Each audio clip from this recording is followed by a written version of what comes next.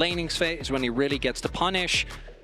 But I do think the pick right now hasn't really been that convincing recently, as the K'Sante comes through here for Gigo. And there's also no major magic damage for the side of G2. Yeah, There's potential opportunity for a chance to go after Caps, but yeah, Caps I mean, playing you are towards that other side. Skewmon. Oh, Skewmon might just be able to turn this one around. Gigo in some trouble this time around. Top lane's not looking the same as game one, and it's first blood over the I Broken. think G2 pretty happy with that. And it's again, these gangs to come through. There it is, there's no ult for Broken Blade. Yeah, Gigo's going all out. Pathmaker to try to buffer through the counter strike. Broken Blade getting away. Gigo tries to flash forward for the Intofo strike. Toots is coming up to try to cut off Broken Blade's escape route. Realm Warp gets him in range. Toots is there. He binds him up in the Rune Prison. The last auto attack. Flash out of, because I don't think there was really a kill opportunity there.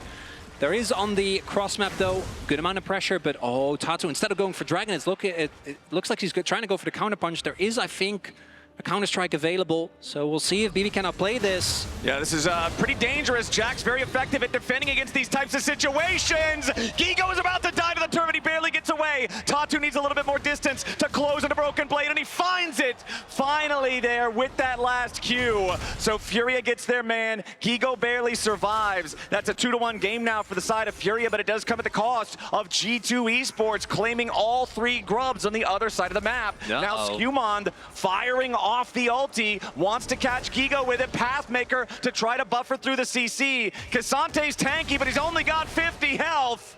And Skewmon flank on Jojo here. He's in deep trouble. Yeah, Jojo's about to have a bad time. He tries to flash away, so at least Lebrov can't knock him the other direction. But meanwhile, the Bramble Smash from Skewmon's going to do the same job anyway. Feet of Warfare claimed for the 2nd game in a row by G2. In both games, it was a 3-2 count on the kills. And now IU is stranded in a 1 versus 3. You're against an Alistar that's got an ultimate. This tower dive from G2 could be deadly, but IU survives. Wise to what might be going on. Stepping away for now. Gigo stepping forward, going for the 3rd Intofo strike. Not going to hit that one. Caps tries to Valk out, but now immediately with the Pathmaker, Gigo going in while Toots is in a 1v2 down to the bottom lane at the same time. Caps is going to be killed off first. Now Toots, flash over the wall. Broken Blade ready to follow, finds the stun, but he's Rune Prison. Phase rush. Toots makes it back over towards the turret. Phase rush ain't gonna work. Broken Blade with the flash at the last second to guarantee that he hits him with the empowered bonk and takes him out. A 1-for-1 across the rift.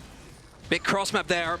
Looks like G2 this time not going to go for the Battle of the Boots, just going to claim them straight up towards this bot side of the map. And G2 says, okay, Broken Blade, you highlighted. Broken Blade still fine as the TP comes through. There's a lot of people here, though. Yeah, remember, Lebrov with the Alistar ultimate. This is a powerful turret dive, but not when you go in that early. Lebrov just barely gets away. It's all calculated by G2 with a full 5-man stand. Jojo steps away from the chains of corruption, right back in to Broken Blade's waiting arms, and G2 is not making the mistakes from game 1 again. So there's no way for him to join. We had the full 5-man rotation because Hans also, I think, just walked from mid lane towards the top end of the map. And if this Einer falls as well, even if he ends up dying, which I don't think is a given, Jack's obviously quite slippery. Yeah. Wukong, they'll be able to get him. It'll take a while, but that doesn't matter. I think that the trade is 100% worth it, although the Dragon will most likely go over to Furia. Yeah, it was a lot of money from a tier 2 turret. Means that G2 has control over this bottom side river, has control over the Drake. Once again, scale well, they still have, particularly the Wukong and Ryze in mid to late game team fights are absolute menaces. So we still need to see G2 actually close out on this. The team fight's going to be very interesting because I still think Hans is going to have a tough time. That objective. A lot of ages alongside the Seraphs. Ryze will be very powerful. And again, I have to give credit to Hans. We're always seeing these piercing arrows find IU as Jojo wanted to make the engage. Toots immediately realm warps into his own demise. He's got to be careful about this one as Tatu's not going to be taken very low. Toots trying to provide a little bit more damage to the Broken Blade as Tatu is in full retreat. Toots wanted to deliver his jungler into the enemy lines, but as Tatu is caught out of position, he is forced to retreat. Ooh, I think Furia should be happy that that didn't end up going worse. That was a very scattered engage because Hans was able to flash. Jojo didn't quite catch him off guard. Now the flash being down for Hans, that's a big win.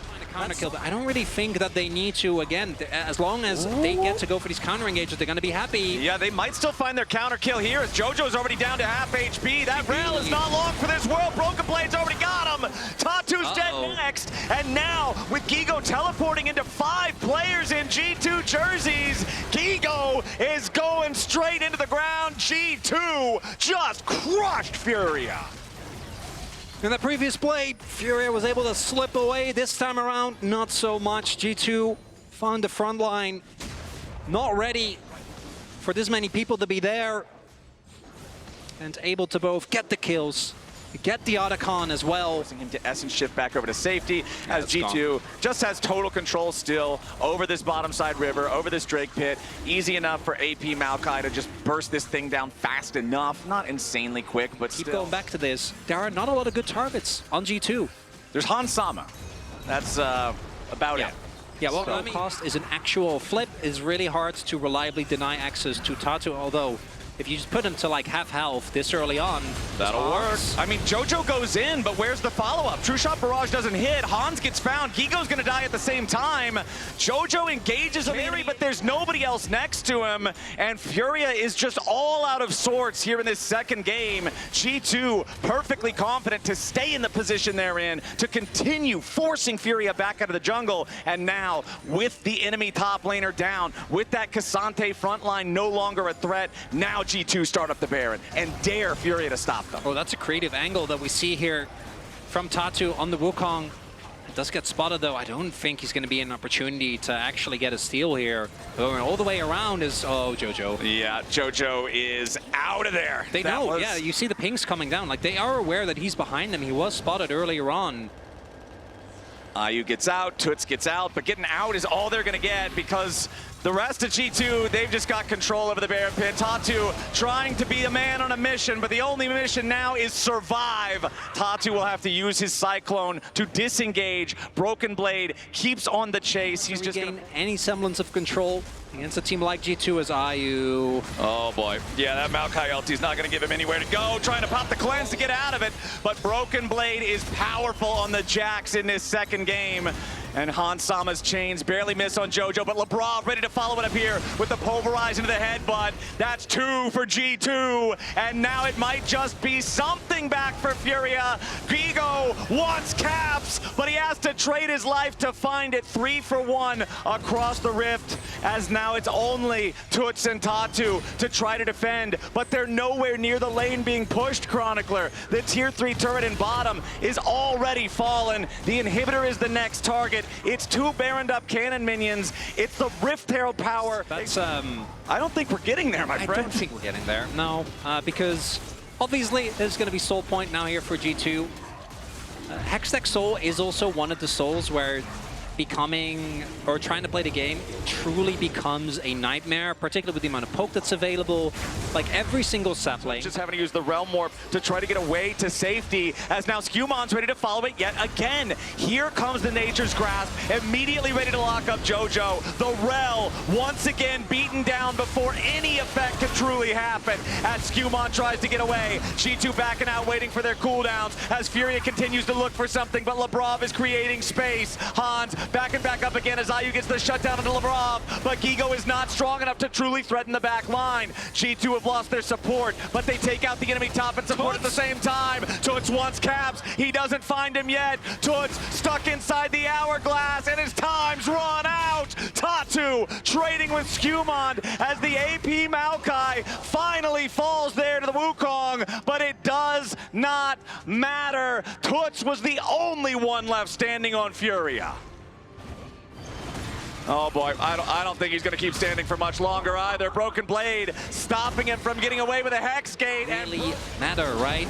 They're able to take down Jojo very, very quickly.